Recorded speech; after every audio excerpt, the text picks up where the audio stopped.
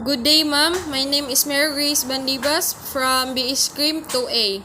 Today, I will be going to explain the different theories of crime causation. At the end of this lesson, you should be able to learn about the different theories of crime causation, the functions of theories in committing a crime, and learn how does the behavior of individual affects in the occurrence of crime. First, we have the classical theories of crime causation. Under this theory, we have the rational choice theory. It refers to a set of recommendations that assess, apprehend economic and social behavior. This theory helps understand the economic and social behavior of individual. The behavior of individual in the social group. The individual will do a cost-benefit analysis for them to identify if the option is right for them. Next, we have the routine activity theory. The assumption is that crime is the product of ordinary people's actions of how offenders and victims go about their regular lives. Victims are given choices about whether or not to be victims primarily through avoiding situations where crime could be perpetrated against them. This theory means that anyone can do a crime if they have the opportunity to perform the act. This theory also states that the victims are given choices to not to be a victim in a way that they will not put themselves in the situation where the crime can be committed against them. Next, we have the lifestyle theory. According to lifestyle theory, certain people may become victims of crime as a result of their action and choices. Meaning, there are people that can be a victim of crime because of their lifestyle. So, may mga tao na magiging biktima ng krimen dahil sa kanilang pamumuhay at nilang mga choices sa buhay kung ano ang pipiliin nila. Next, we have the general deterrence and specific deterrence theory. General deterrence can be defined as the impact of the threat of legal punishment on the public at large. Specific deterrence can be seen as the impact of the actual legal punishment on those who are apprehended. General deterrence means that explain what is the effect of the legal punishment. Kung ano ang epekto ng parusa, ini-explain dito kung ano ang epekto ng parusa kapag ang tao ay nag-commit ng crime. And then the specific deterrence means that makikita lang ang epekto ng punishment if it is performed by those who are apprehended. Next, we have the victim precipitation theory. Victim precipitation theories commonly contain an evidence of ways an individual's conduct might also additionally make contribution to his or her personal victimization. The theory states that the occurrence of crime is because of the characteristic of the victim. Meaning that if the characteristic of the victim,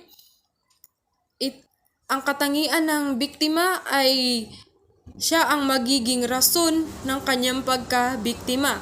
Like for example, if the victim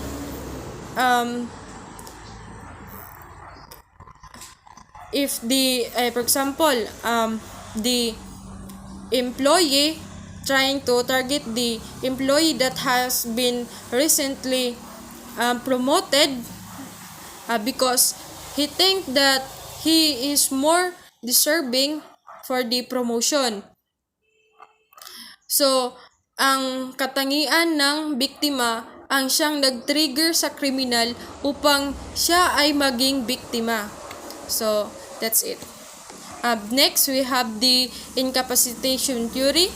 The idea of incapacitation assumes that a state has the obligation to defend the public from future wrongs or harms, and that such protections may be afforded through some form of incarceration or incapacitation. In this theory, the state ay may obligasyon na protektahan ang publiko to prevent the future crimes. So, upang maprotektahan ang publiko, dapat ay sa pamamagitan ng pagkulong ng mga kriminal. Alisin ang kriminal sa lipunan upang protektahan ang publiko o mga tao. Next, we have the number 2, psychological theories of crime causation. Under this theory, we have the psychodynamic theory and psychosexual stages of human development. Psychodynamic theory, often known as psychoanalytic psychotherapy, aids client in comprehending their emotions and unspoken behavioral patterns. Ang teoryang ito ay it helps to understand the emotion of the person and the unspoken behavior of a person, ng mga hindi na nasasabing ugali ng isang tao. And the children can get happiness from any area of their bodies. The children will go through 5 psychosexual stages, which are the oral, anal, phallic, latent, and genital stages. Upang malaman ang kanilang adult personality, to identify their adult personality. Next, we have the letter B, behavioral theory.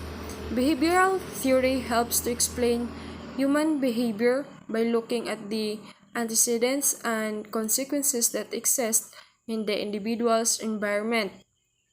Behavioral theory raw ay ang behavior ng isang tao na that is learned from the environment on where he or she belongs. A person ay the act of the person, the way he act or she act is the product of his her previous experience. This also explained that the inherited of a person has a little influence of the behavior.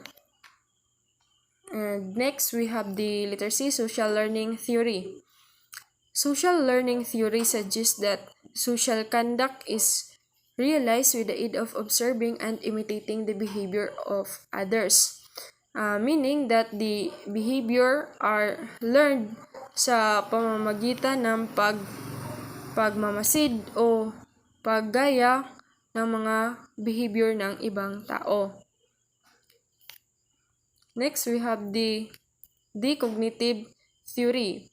Cognitive theory is an approach of psychology that attempts to explain human behavior with the aid of understanding your thinking process. Ito yung diskarte sa psychology that they trying to explain the human behavior sa pamamagitan ng pag-unawa ng proseso ng pag-iisip ng isang tao. This refers to the process of mental processes. Kung paano tayo mag-isip, ito ay pamamagitan ng pagproseso upang malaman kung paano tayo mag-isip. Is cognitive theory. Next, we have moral development theory. Moral development is a theory that focuses on how young people enhance morality and ethical reasoning. This theory is study of how people think about right and wrong and how they apply moral rules. And this moral development have the stages, which are the pre-conventional. The pre-conventional, this is the stage of the children na wala pa sila masyadong alam. And next is the conventional. This is the stage of the adolescents. Next stage is the post-conventional. This stage is also the adulthood, that a person is aware of everything and he or she has the knowledge of the things in the society or in the environment. Next, we have the intergenerational transmission theory. Intergenerational transmission refers to the transfers of individuals' abilities, traits, behaviors, and outcomes from parents to their children. Meaning that the behavior and the abilities of the parents will transmit to their children and the another generation of their children through the genetic and inheritance. Next, we have the alternative theory. A set of statements or ideas devised to give an explanation for a group of information or phenomena, especially one that has been again and again tested or is extensively established and can be used to make prediction about the natural phenomena. Alternative theory. This theory tries to predict about what will happen next because the phenomena are often happened.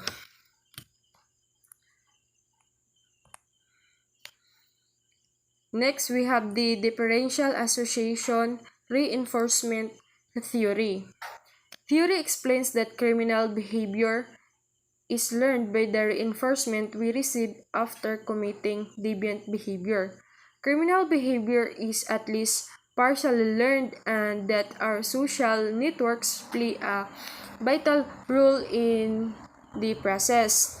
This theory tries to explain the criminal behavior that the behavior are learned through the reinforcement, which is the punishment reward that we receive after we commit a bad behavior.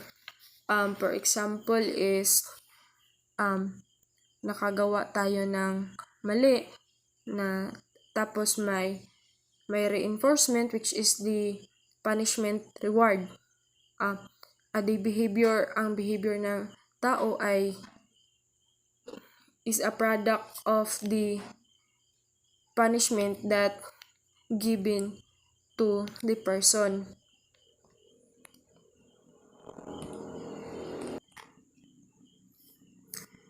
Next, we have the async conditioning theory.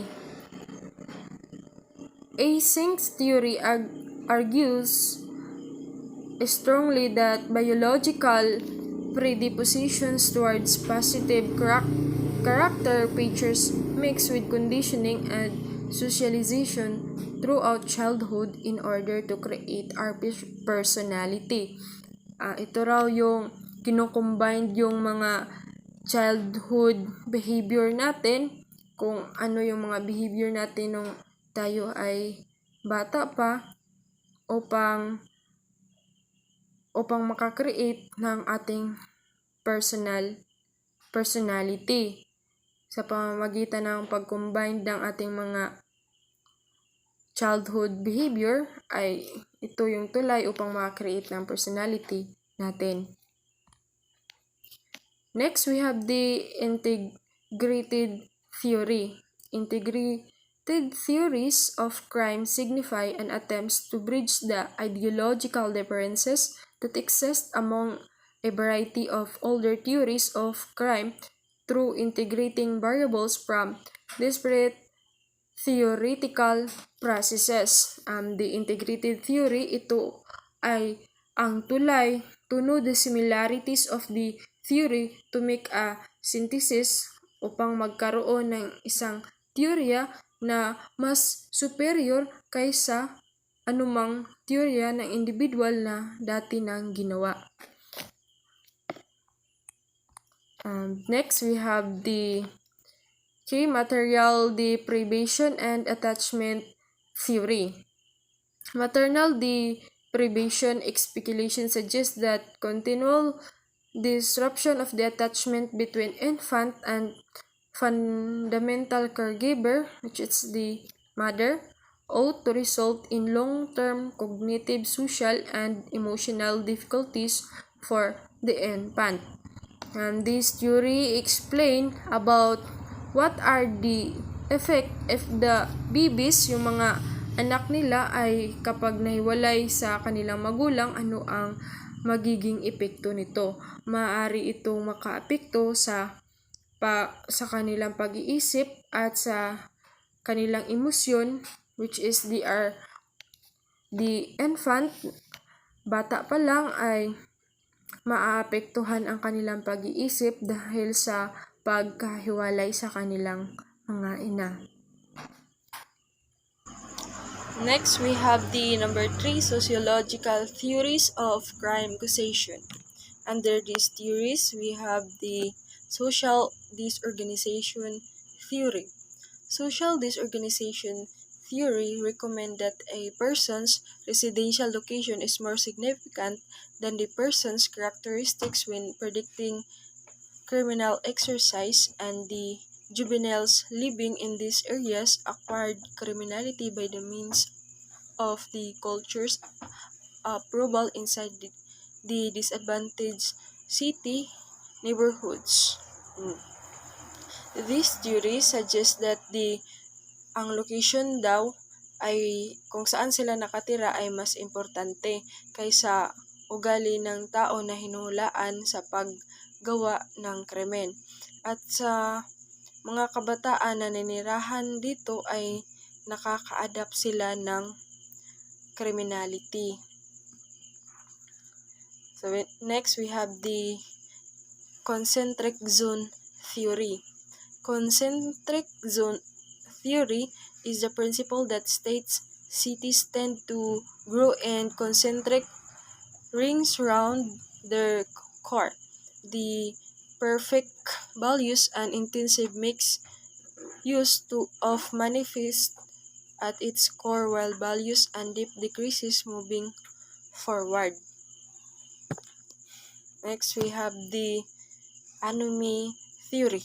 Anomy, which refers to a widespread lack of commitment to shared values, standards, and rules needed to regulate the behaviors and aspiration of individuals, is an intermediate condition by which social disorganization or organization impacts individual distress and deviant behavior. The anomy theory explains how the society influence the bad behavior of individual and a crime. The theory refers to lack of commitment about the shared values, standards, and rules na kailangan to maintain or control the behavior of individuals. And Next, we have the strain theory. Strain theory in sociology, inspiration that stress derived from social factors such as lack of income or lack of quality education drives people to commit crime.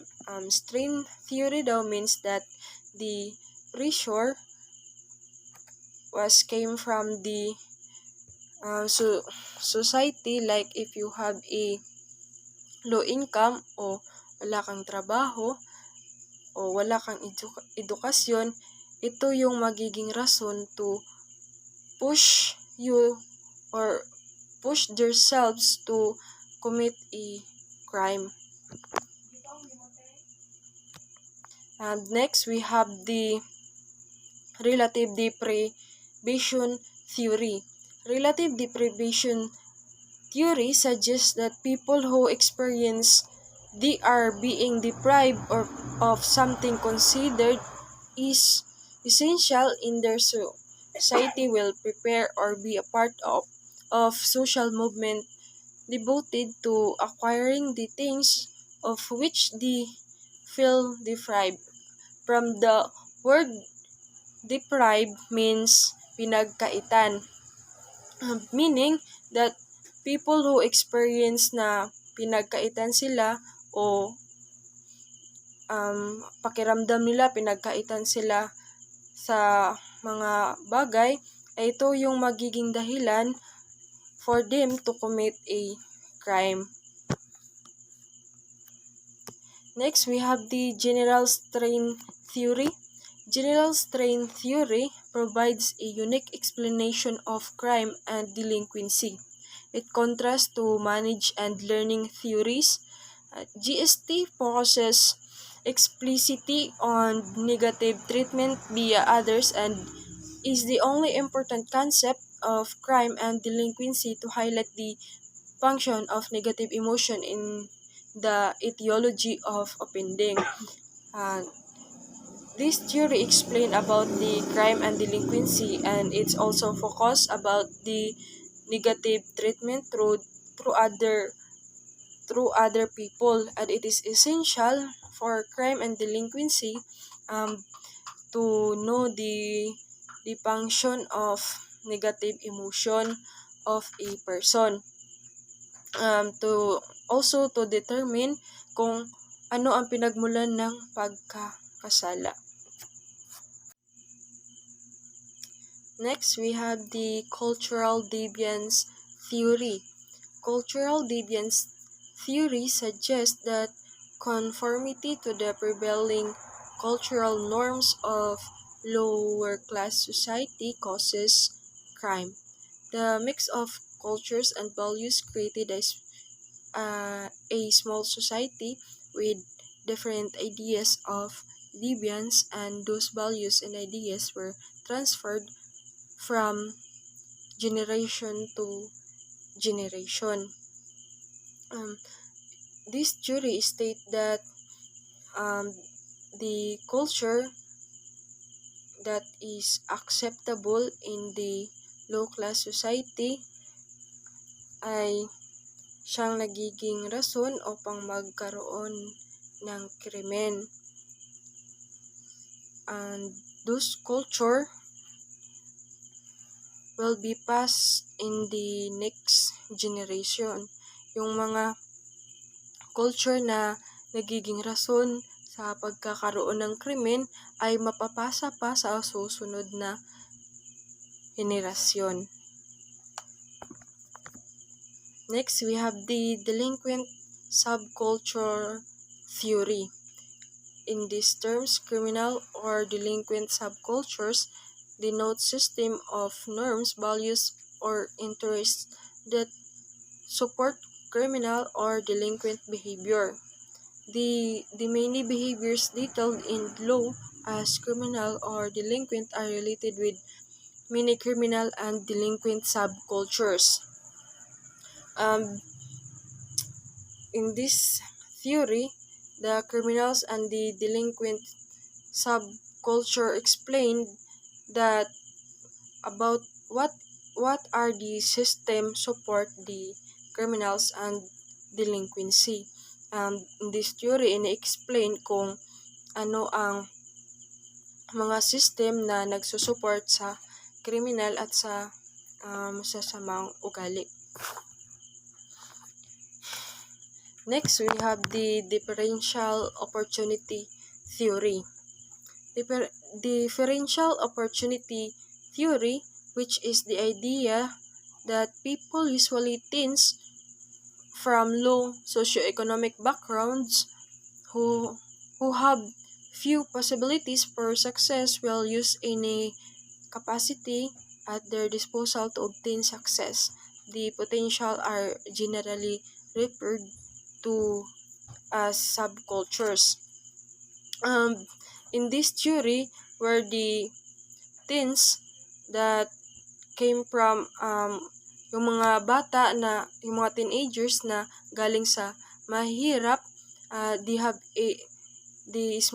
a small possibility for success, and they will use and do everything just to be successful. Gagawin nila lahat,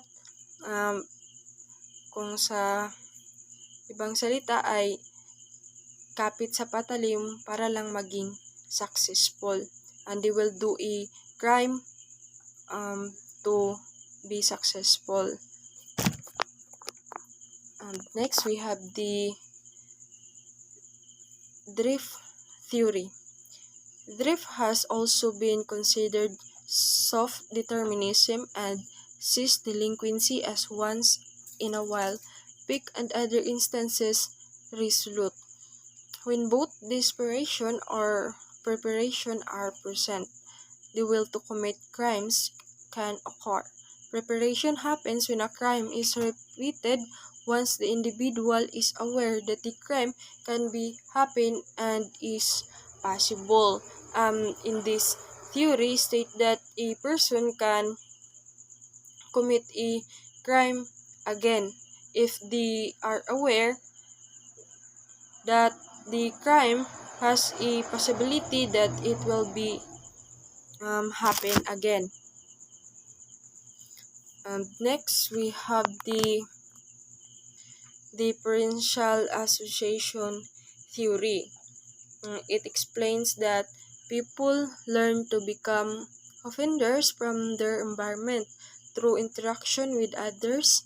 Individuals learn the values, attitudes, techniques, and causes of criminal behavior. In this differential association theory, explain that the person learn to become offenders sa pamamagitan ng pakikipag-ugnayan nila sa ibang tao. They learn the values, attitudes, techniques sa ibang tao na siyang magiging rason para magkaroon ng kriminal na ugali ang isang tao.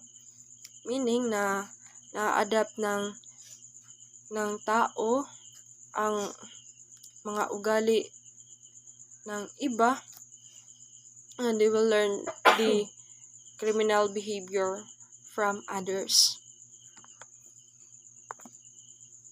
Next, we have the containment theory.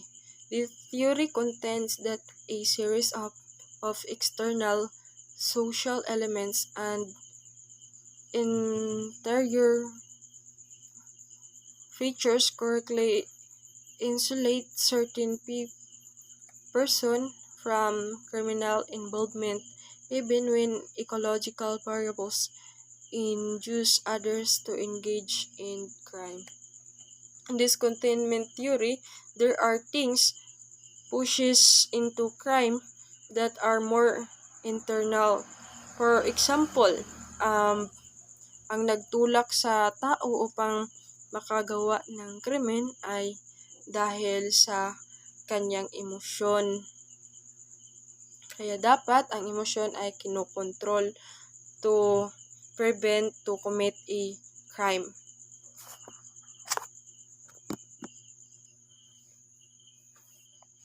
Next, we have a social bond theory.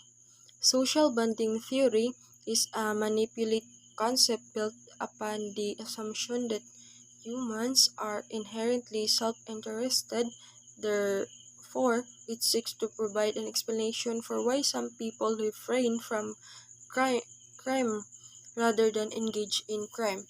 And in social bond theory, explain why some people kung bakit ang ibang tao ay umiiwas sa krimen sa halip na gumawa ng krimen. Kasi iniisip nila kung ano ang magiging epekto kapag sila ay gumawa ng krimen. Next, we have the social reaction labeling theory. Social reaction theory or labeling theory is concerned with how the self-identity and conduct of humans may also be determined or influenced through the terms used to describe or classify them, and is related with the concept of a self-fulfilling prophecy and stereotyping. In this social reaction labeling theory, the theory helps to explain why a behavior is considered negatively deviant to some people, groups, and cultures, but positively deviant to others. Ibig sabihin ay ang isang behavior ng tao ay maaaring negative para sa ibang tao at maaari ding positive para sa ibang tao. Like for example, someone volunteer to stay late at work. Volunteering stay late at work is worthy of praise, and some people labeled it as a thief kasi baka iniisip nila na nag-i-stay siya ng late dahil siya ay magnanakaw. Ganyan ang social reaction labeling theory. Next, we have the primary and secondary deviance. Primary deviance refers to the violation of a norm or rule that does now not end result in the violators being stigmatized as deviant. Secondary deviance refers to a deviant behavior that is a end result of being publicly labeled as deviant and treated as an outsider. Ang primary deviance raw, ito yung unpunishable lang na kasalanan. Binabiolate lang dito ang norms or rules ng society. For example, teenager is smoking. Binabiolate lang nito. Ibig sabihin, bawal pa na mag-smoke yung mga bata. And the secondary deviance naman, ito yung behavior na labeled as deviant by a society. For example, a thief.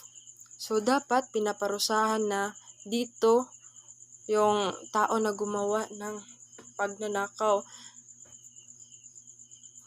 Kasi binabiolate na niya yung law ng government law. Binabiolate na niya yung law ng society. Next, we have the number 4 economic theories of crime causation. Under these theories, we have the economic model of criminal behavior, basic theory. Economic model of crime is a standard model of decision-making where individuals choose between criminal activity and legal activity on the basis of the expected utility from those acts. And this theory explains the individual make decision to choose between kung gagawa ba siya ng criminal act or gagawa siya ng criminal activity or gagawa siya ng legal activity. Next, we have the Karl Marxist theory. Marxist criminology is a theory that tries to explain crime through the premism of Marxism. Marxist criminology says for the duration of the struggle for resources in capitalism, crime emerges as this on the bottom content for social, political, and economic equality. Ang theory ni Karl Marx, in this theory is about the struggle between the capitalist and the working class. Next, we have the Friedrich Engels and William Bonger's theory. Engels developed a profound experience of cynicism towards main societal institutions like religion. He was adverse to organized religion and capitalism. William Burger believed in a causal hyperlink between crime and economic and social conditions. He asserted that crime is social in origin and a normal response to prevailing cultural conditions. Burger states that the capitalist financial structures will create a criminal behavior because these have a harmful influence on the society. He also believed that the crime came in social. He believed that ang crime raw ay gagaling sa lipunan. Next, we have the biopsychosocial theories of crime causation. Under these theories, we have the biopsychosocial model of crime causation.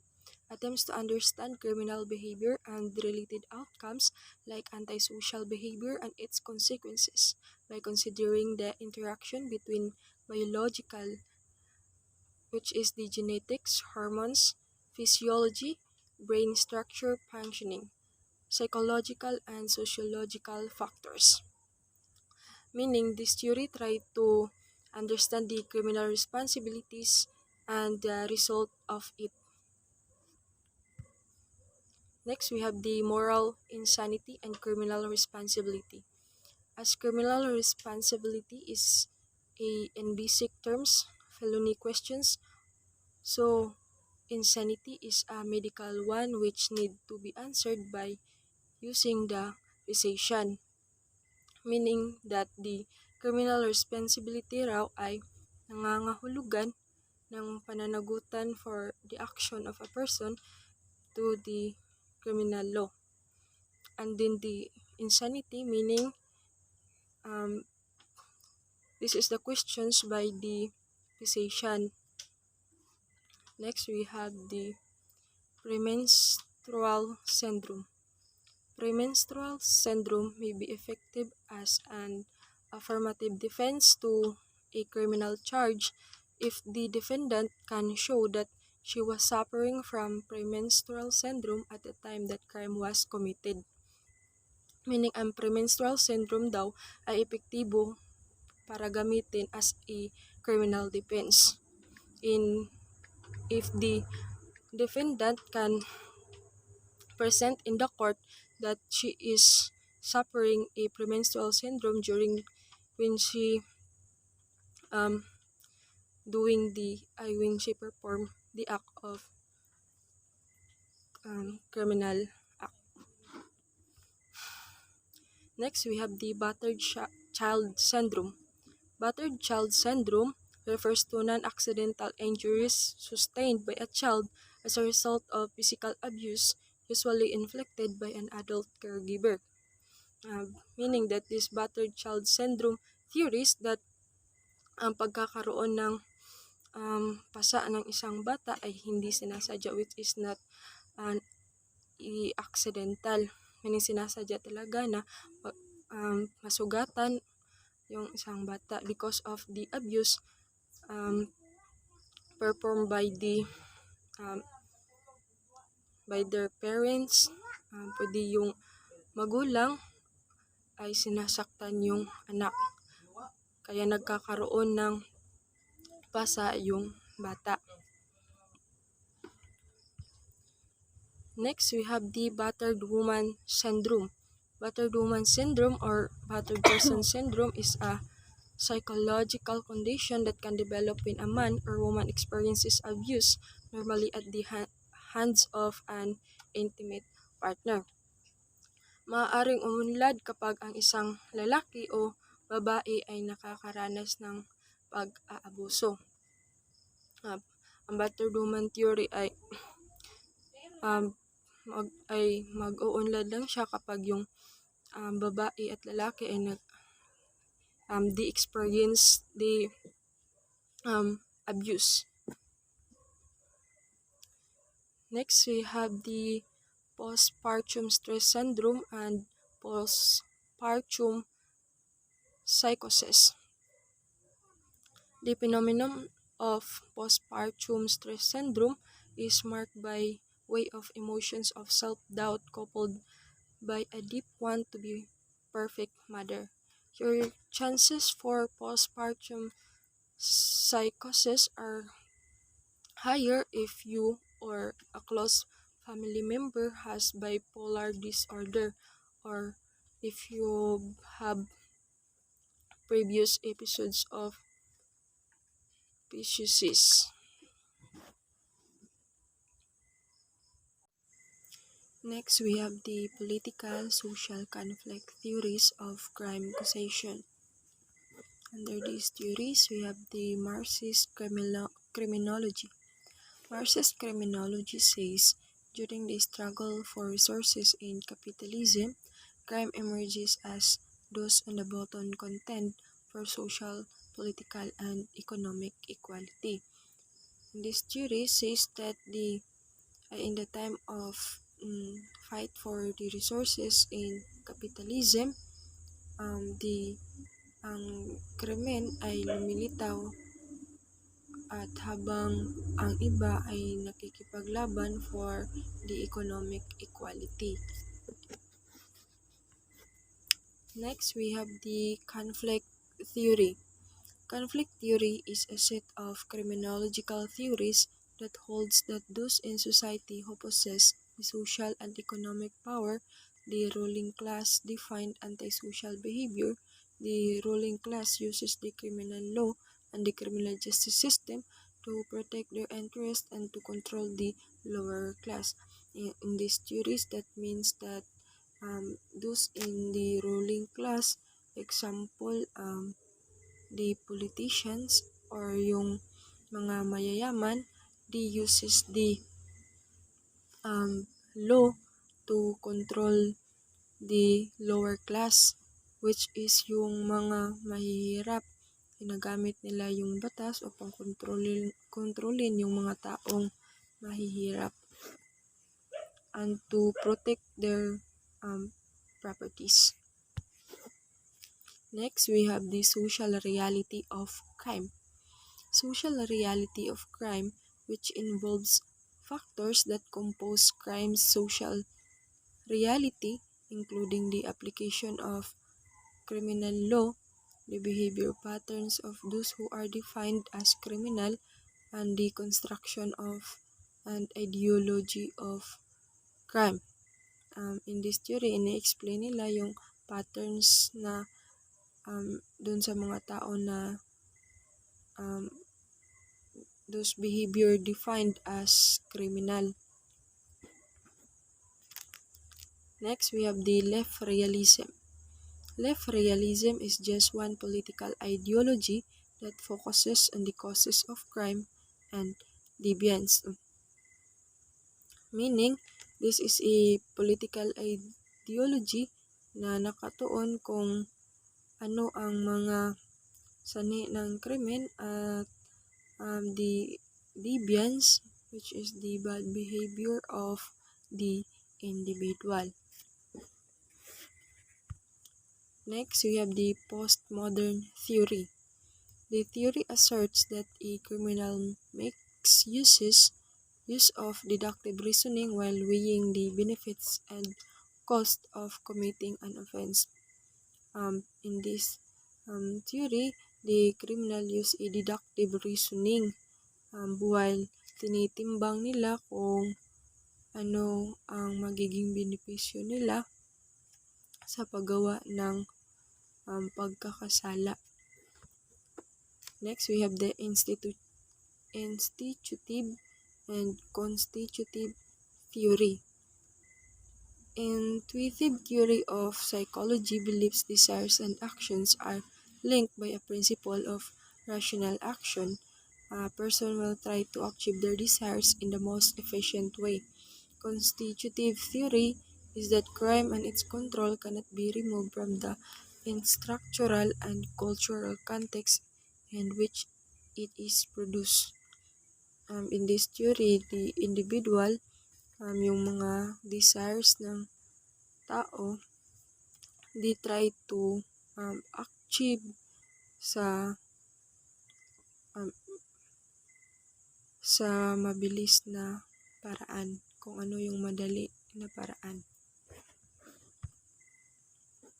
Next, we have the conservatism and liberalism theory. Conservative criminology nonetheless focuses on how liberal ideology affects the study of crime and criminals and the policies that criminologists advocate. Liberalism contains a variety of concepts and arguments about how institutions, behaviors, and economic connections contain and mitigate the violent power of states.